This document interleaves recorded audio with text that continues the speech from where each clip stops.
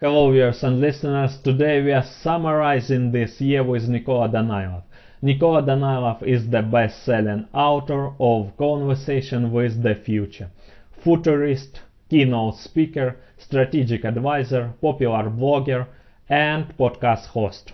Nikola has spoken at public events on topics ranging from technology, transhumanism, and technological singularity to new media, blogging and podcasting. Guys, I strongly recommend you to subscribe to his channel. You'll be able to find great interviews with great legendary people. Link on Nikola's YouTube channel will be below the video. And now my conversation with Nikola. Hello, Nikola. My extreme pleasure to conclude this year with you.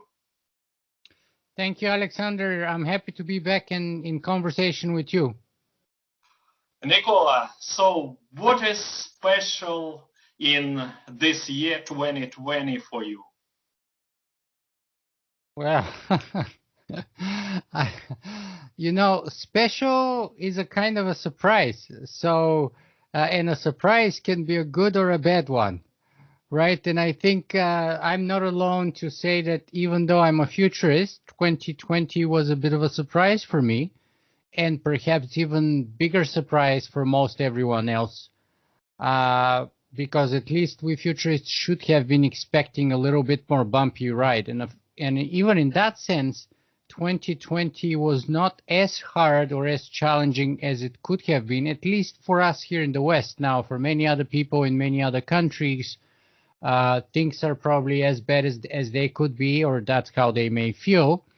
And of course, for some other people who are living in sort of the top of the bubble, maybe things have never been better.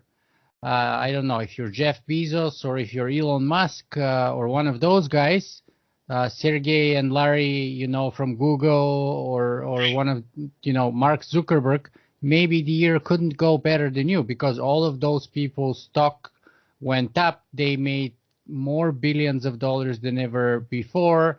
And so it all depends where you are. But I think overall, 2020 would remain as a kind of a very challenging, tough year, surprising in most ways that people can think of, because the vast majority of people didn't expect a pandemic, that's for sure.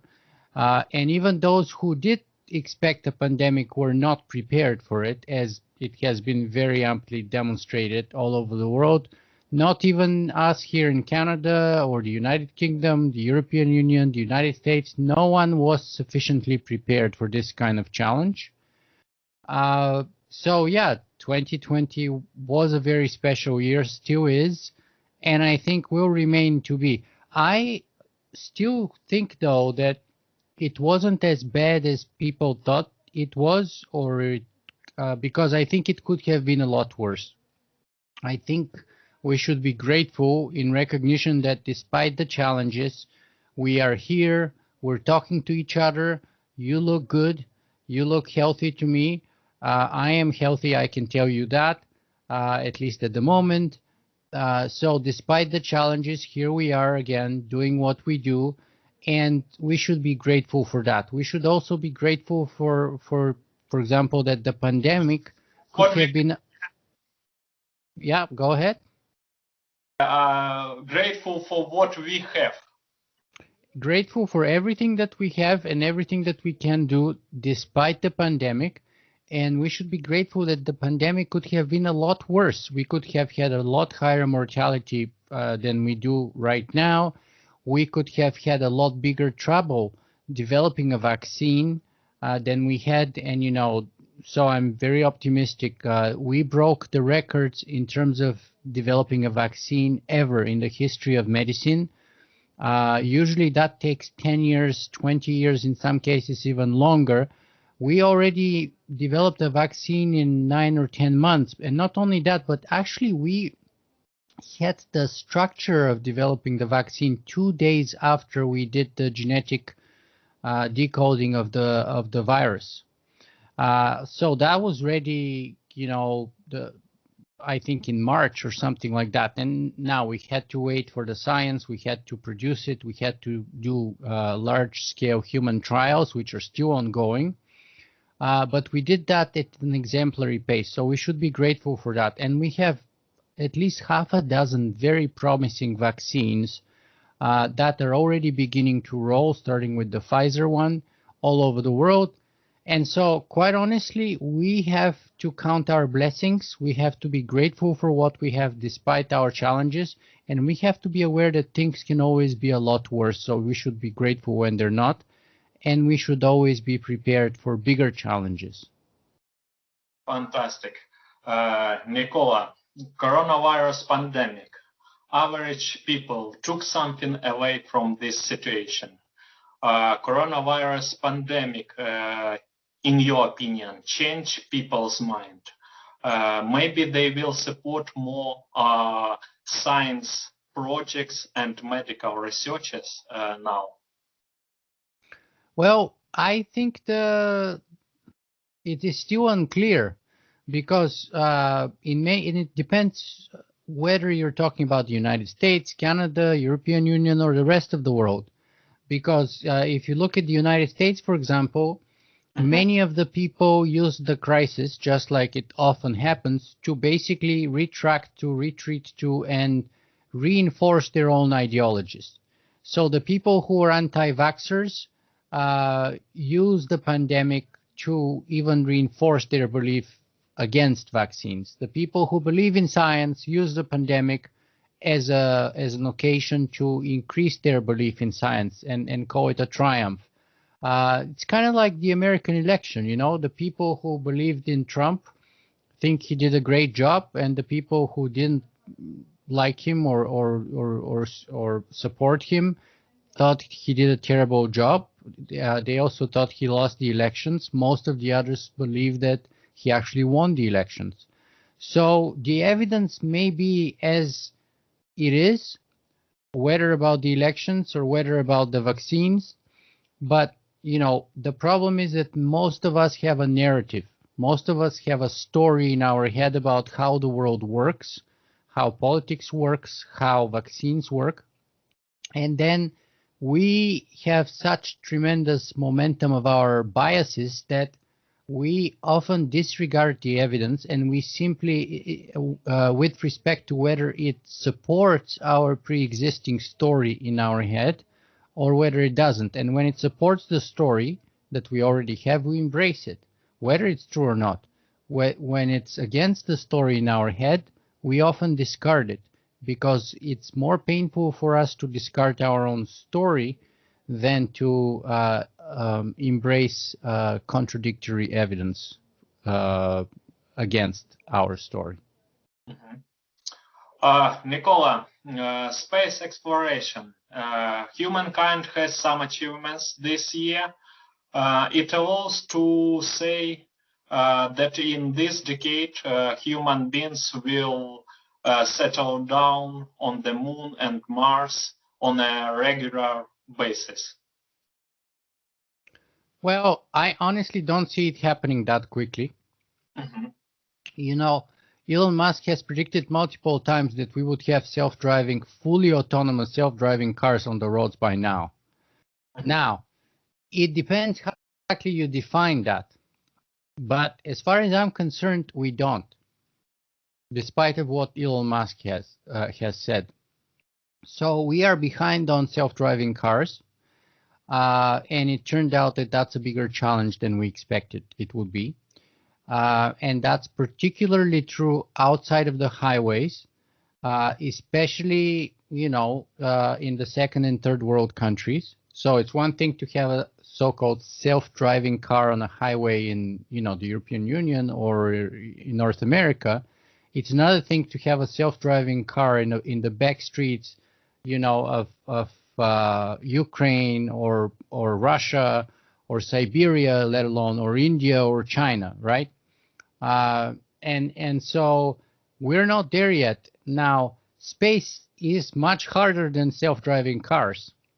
There's much bigger challenges. Challenges not only with respect to the design of the spacecraft, but simply limitations of our human biology. Our biology has problems when we spend extended periods of time in zero gravity. So, for example, we know that astronauts have tremendous problems with their eyesight after extended period of time in space. Yeah. Eyesight, yes, yes. Their eyesight starts deteriorating very quickly. After 8-9 months, a year, it starts deteriorating. Bone density starts deteriorating, despite the fact that those guys work out every day to try to strengthen and keep their bones as strong as possible. Merely the fact that you're not in gravity, but you're in zero gravity most of the time, simply makes your bones a lot more brittle. There's also a number of other issues. Some of them may be even related to our brains and our cognitive capacities after spending extended periods of time in space. So, you know, and also, so let's break it down, the moon and Mars, because obviously Mars is much harder than the moon because it's much further away. So think about it this way. We were at the moon 50 years ago. We lost that capacity. So now, first we have to catch up and make up for the lost 50 years or so since the last time we were on the moon and make it back there. Then, if you're talking about sort of settling on the moon on what you call regular basis, that requires all kinds of other additional requirements in contrast to the first time. Because when we went there in the 70s, we just landed, spent a very little time there, and we came back. Now, if you're talking about the moon base, settlement, spending longer time there, then you have to have all that construction, all that to have a human habitat, you know, so that humans actually can live on the moon. And all of that needs to be mostly ready, if not fully ready, before the people land there. So at least in the beginning, the first time we go back to the moon, people are not going to be able to spend a lot of time there. They would be able to spend very little time there, and probably will have to go a number of times, many times, and sometimes, you know, without astronauts, just with robots, just to bring materials and technology that would allow us to create a moon base and to survive there for an extended period of time. Now, that problem is even bigger when it comes to Mars. So, yes, probably we have a good chance. I would say we have 60 or 70% chance that if we're focused, we would get back to the moon in this decade. I don't think, I would say that having a moon base for a permanent basis, I would say we have probably 45% chance of doing that and 55% chance that it's going to happen in the next decade. And going to Mars in this decade, I would say, is probably unlikely and only 10% likely. And that would increase that probability as we go further in time. So I would say maybe, you know, 30% or 40% likely in the next decade, and maybe 50% likely or so in the 2040s. So I think the Mars would take much longer because, again, we may get to Mars and we may come back even, but that's not like having a Mars base. It's not like having a permanent settlement on Mars. And especially since those human biological constraints that we are working with are something we have to overcome, because the trip is much longer going and coming back. And, you know, people who are going to stay there, if we don't solve those biological limitations, they're going to have very short, limited lifespans. Nikola, in your opinion, this year moved us close to the singularity point? So I don't think so. Mm-hmm. You Why? know, there is a philosopher called Hugo Dreyfus, and he talks about the first step fallacy. And the first step fallacy is very popular. It's a popular fallacy that we all commit in the singularitarian and transhumanist community. And basically, the first step fallacy presumes that narrow artificial intelligence falls on the same continuum as general artificial intelligence. So every time that we make progress with respect to narrow artificial intelligence, let's say, voice recognition, object recognition, protein folding, you name it, self-driving cars, drone flying AI, medical AI, you name it, Watson chess playing AI, AlphaGo, Go playing AI. So every time, and Ray Kurzweil, by the way, is the best example of a person who is committing that fallacy.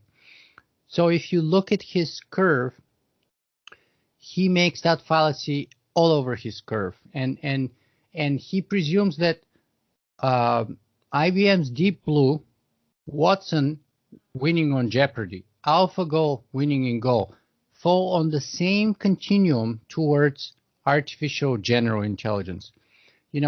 To put it another way, and so therefore, if that's true, if they do fall on the same continuum, then he names the progress that we have made in respect to those narrow examples of artificial intelligence as evidence that we are also making progress towards artificial general intelligence. But there's no evidence that that's true. Let me give you a metaphor to explain better what I mean by this. Imagine that we want to go to the moon or to Mars, as we were discussing before, right? Now, I can say, look, Alexander, I just climbed the top of this tree. And this is a very big and very tall tree. Therefore, I am closer to the moon than I was. So therefore, you see, I am making progress with respect to my goal of going towards the moon and Mars and beyond. Now, the problem with that argument, obviously, is that it fails to recognize that me climbing up a tree, no matter how tall it is, or even climbing up to a top of the mountain or top of a very tall building or tower, so it ignores the fact that we need a whole paradigm shift. We need a whole paradigm shift to be able to go to the next step. So, great. It is actually true to say that I am closer to the moon if I get on the top of a very, very tall tree. Factually, the distance would be minuscule, but there will be a difference. And so factually speaking, it's not inaccurate to say that I'm closer to my goal, but it ignores the fact that me being closer is not sufficient, because we need a total paradigm shift. We need, namely, a spaceship that will take me to the moon, right? Some kind of a spaceship. Well, the same is true to artificial general intelligence. The current paradigms, which are the most popular paradigms, things like deep learning or deep neural networks, they're not sufficient to take us towards artificial general intelligence. They've done amazing things with respect to narrow artificial intelligence, but they're not sufficient to take us to artificial general intelligence. We need probably, as one person said on my podcast, 100 Nobel Prizes worth of breakthroughs before we're able to go from those examples of artificial narrow intelligence to artificial general intelligence. And we still have no clue what that paradigm would be that takes us there. You see, Ray Kurzweil has been claiming and presuming for decades that once we reach the computing capacity of a human brain, and according to him it's somewhere like 10 to the 16 or 10 to the 8, then, as he put it, all we need to do is simply come up with an algorithm that would utilize that capacity in a similar way and produce results similar to the human brain. Well, we are there because he made that claim a couple of decades ago about the 2020s. We are at the end of the 2020s now. We already have that computing capacity, 10 to the 16 computing power. Are we closer? No, because the hardware computing capacity is not sufficient. We need to figure out how to put that computing capacity together. And that may be the bigger problem. I'm not saying it necessarily is. maybe, because complexity and computing power on itself is not sufficient. We need to know how to put it together. Great. Nikola, have you seen growing numbers of violence this year? If yes, what's the reason or reasons? Well, violence is a very complex phenomenon. So I'm not. You give me the answer, something like, Alexander, you know, wars, conflicts, it's a nature of human beings. No, I don't accept that. I don't accept that. There are many things in our nature, and even nature changes, first of all. So, and secondly, I go along more with Nelson Mandela, who says that love is more natural to human beings than hate, because we're all born knowing how to love, but hate is something that we learn in our lives. So love is always more natural to us, because without love we cannot survive the first couple of years of our life, and we crave it, and we feel it instantaneously, instinctively, the moment we're born. So I don't accept that argument that human nature leads to that violence and we'll never be able to overcome it. I think human nature within a number of specific contexts creates a number of specific possible most likely outcomes. And so if we control the context better, we can actually control the outcome. And also, as I said, human nature changes in time, which is what kind of transhumanism or posthumanism is all about. It's about progress. It's about evolution.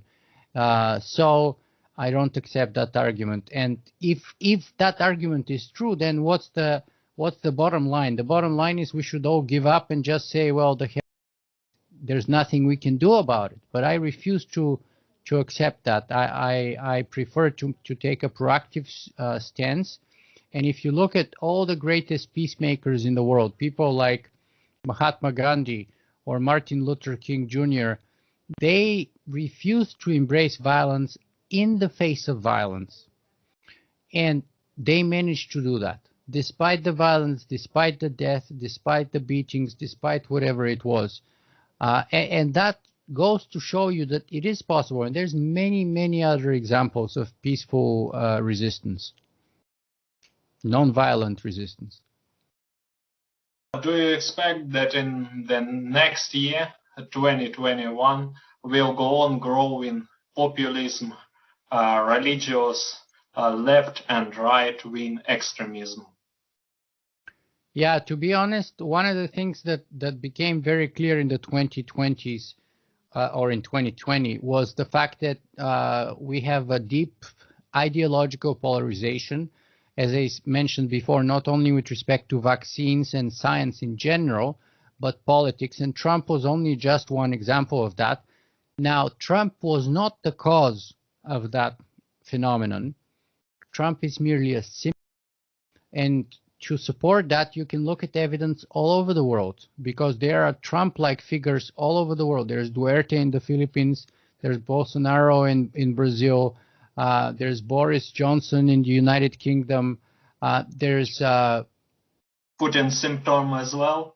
Putin, of course. There's Modi in India.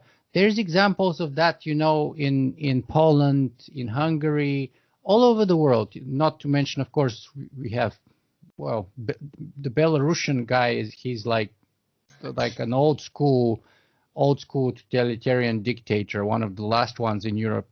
So I don't see that phenomenon, unfortunately, going away in 2021.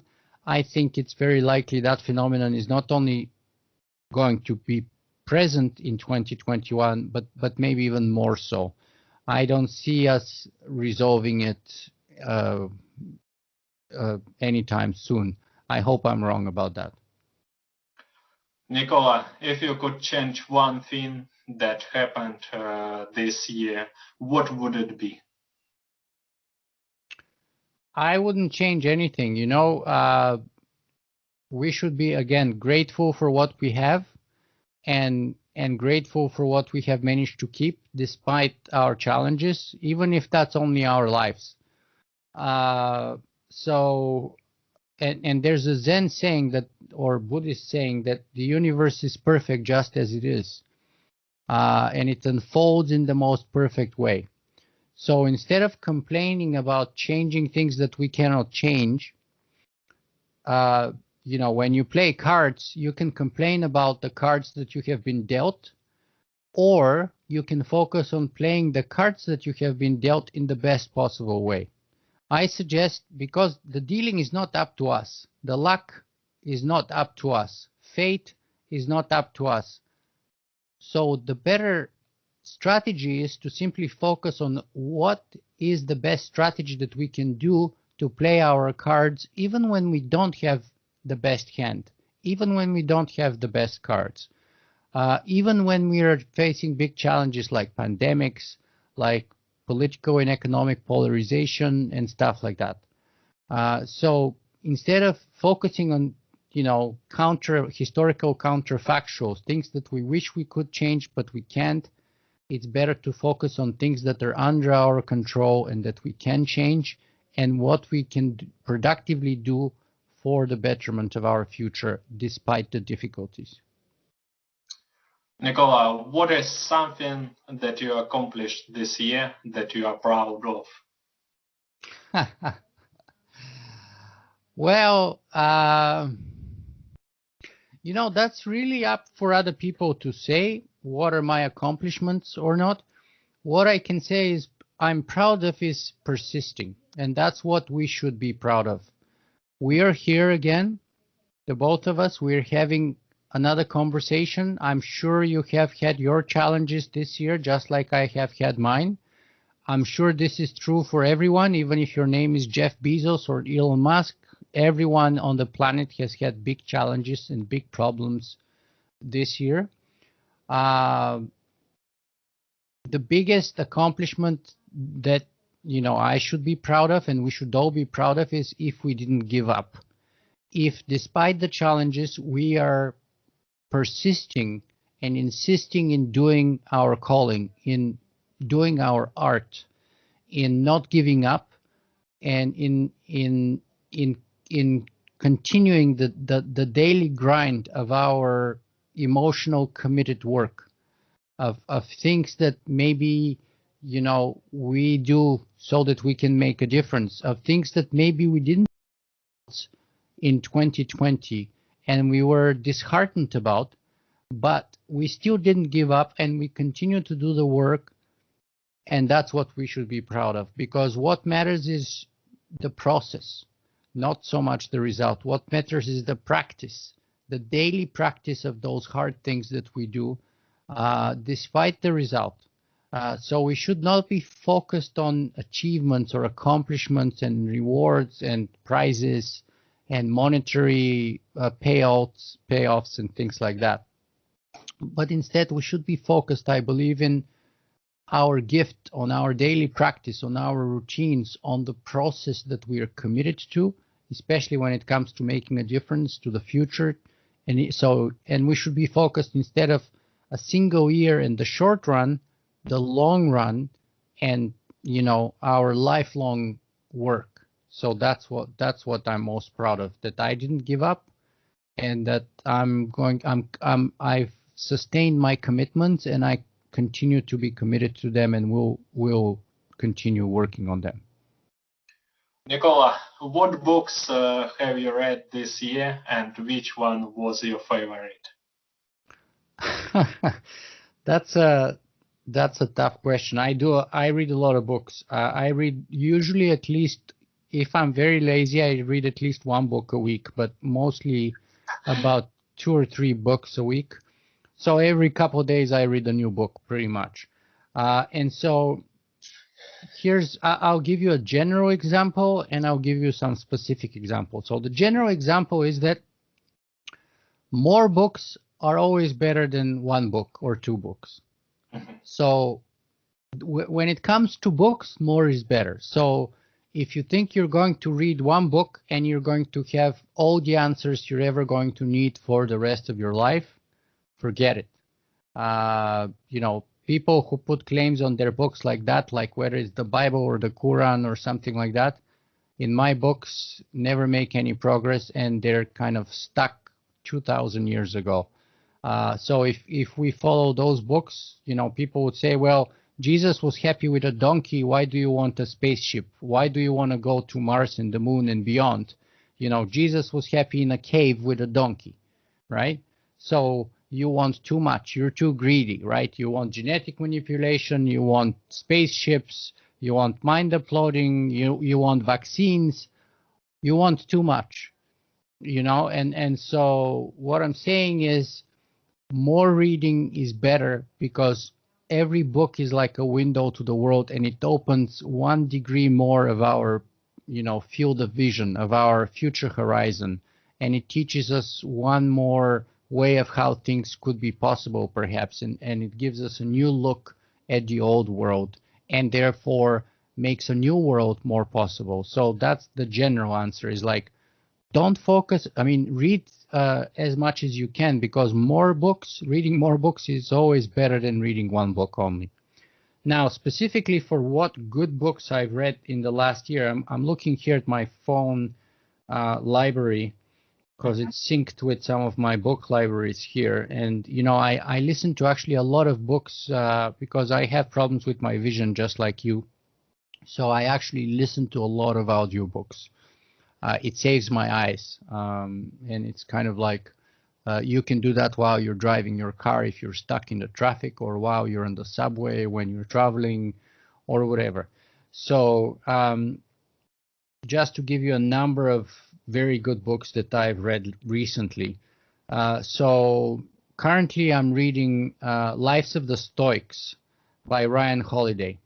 It's an absolutely tremendous book, and it's a continuation of his Ego is the Enemy and The Obstacle is the Way, which are actually perfect books. Especially Obstacle is the Way is a perfect book for a pandemic year. Then another great book is a book by Seth Godin that just came out. It's called The Practice. If you want some diversion for a historical fiction, for example, one great book that I read was The Eight-Pointed Cross by Mar Fenwick, and the follow-up, the sequel to that is called Falcon's Shadow, and it's a great book about sort of the 15th century clash between the Templar knights who are protecting Malta from the Ottoman Empire invaders, and who are trying to conquer Malta. So that's like an escapism good book for me. Then what else here? If you're looking for a good classic science fiction book, I would recommend. Science fiction. Sorry? I prefer science fiction, and this year my favorite book was Max Tegmark, you know him, Life 3.0. Yeah, yeah. But that's not exactly science fiction, though. That's a non-fiction book. Yeah, correct. Right. So for classic science fiction, I would say those who haven't read still the Foundation series by Isaac Asimov, go read it for sure. Fantastic books. If you are in the Eastern Bloc, I remember reading when I was a kid a number of fantastic books by Alexander Belayev. It was The Amphibian Man, The Head of Professor Dao, and a number of others. Alexander Belayev was a fantastic science fiction author from the Soviet Union. Also, Ada Palmer's trilogy is absolutely fantastic. The first one is called Two Like the Lightning. Then we have Seven Surrenders, and we have The Will to Battle. Fantastic, but very demanding science fiction They're both monumental volumes. They're like 800 to 1,000 pages each, and they require a lot of work. Another classic science fiction for people who may not have read it yet is Dune. Dune is like a classic that has influenced everything that came afterwards, from Star Wars to Blade Runner and many other famous science fiction movies were all influenced by Dune in one way or another. So Linchpin is probably Seth Godin's best book ever, Linchpin. So that should be enough. I think I gave a number of books here, so let's not bury our audience with books. So Nikola, what's your message to people? The message to people is, look, 2020 was a challenging year, but we are here. We survived, and hopefully we learned something from it. Yes, we made mistakes, but hopefully we don't have to repeat those same mistakes. So we should be grateful for what we have. We should be grateful for our challenges, because as the ancient Stoics say, don't pray to God or ask fate to give you no challenges or no obstacles, but pray to God and ask fate to give you stronger character and better character so that you can easily overcome your challenges and your obstacles. And so I would say to people, 2020 has been a perfect year where we could work on and grow our characters, both individually, but also professionally and collectively as a civilization. So we should use that as an opportunity, because things are only going to get more challenging in the future. We're only going to have bigger and bigger problems. And therefore, we need to be bigger and better people with stronger character, with better commitments to the things that matter for us in our lives, so that we can meet our future challenges and deliver what's expected out of us from our in terms of our duties, and hopefully over-deliver to the future generations, and be grateful for those challenges, which are the best way, or what makes us grow and what makes us evolve, both individually but also as a species. Because all of evolution is basically a response to changing conditions, because when the conditions change in nature, organisms that adapt to that change evolve and survive and thrive. And those who don't adapt to change and don't evolve, don't survive, but go extinct like the dinosaurs. And if there's one thing that we know for sure in the universe, is that change is constant and present. And so we should be grateful for each and every opportunity that allows us to grow and be better people, better professionals, and a better species, hopefully. Nikola, thank you so much for sharing with us your wisdom, experience, and knowledge. My pleasure, Alexander. Thank you so much for being with us today.